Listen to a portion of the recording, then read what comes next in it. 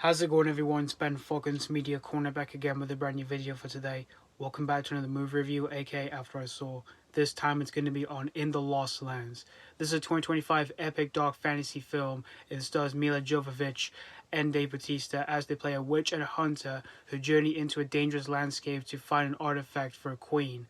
So that's pretty much the story of In the Lost Lands. Now, this film is directed by Paul W.S. Anderson, who is known for making few video game adaptations, namely the Resident Evil movies, in which I only like the first one, but the sequels I didn't really care for that much. And he also made other movies based off video games like Mortal Kombat, which I do think is okay. And he also did Monster Hunter, which wasn't really my cup of tea.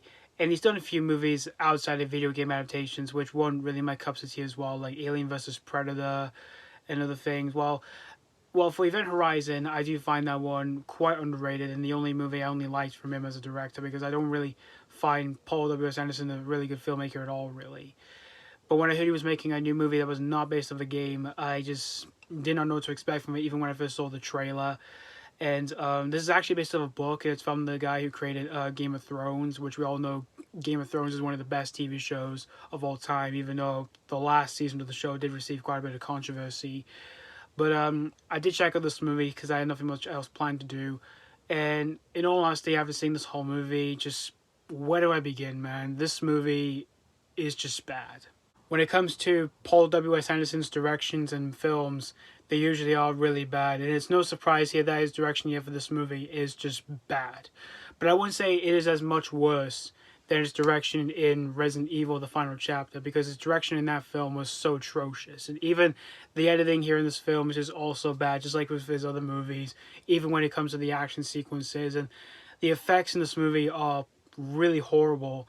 Like, they look like they're from PlayStation 2 games. Like, there are some noticeable green screen and really bad CGI here and there within the film. And when it comes to the writing in this film, it's just so lousy from the lines of dialogue and exposition galore that's been thrown around in the movie. And the film takes itself far too seriously with its storytelling, which was just really bad.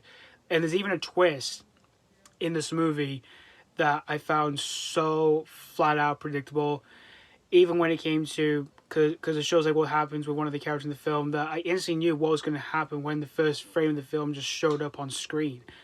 But as for performances, Dave Bautista does try his best, but I wouldn't say it's one of his best movies he's done in terms of doing like action movies or anything. And Milla Jovovich, who we all know from the Resident Evil movies, who she made with her husband Paul W.S. Anderson, she does her best here, but she just felt like she just didn't do anything that much here. Like, she just felt like nothing here. She just felt like she was playing the same character that we all know from the past 25 years, and that just felt incredibly cringe. And there's even no chemistry whatsoever between her and Dave Bautista whatsoever in this film. And in the end, guys, in the Lost Lands, in all honesty, this is just another disaster by Paul W.S. Anderson as a filmmaker. And in all honesty, I just tend to forget this one of the slides at once the credits just started rolling, and I don't find myself ever revisiting with this one again in the future. I'm going to give In the Lost Lands 1 out of 5.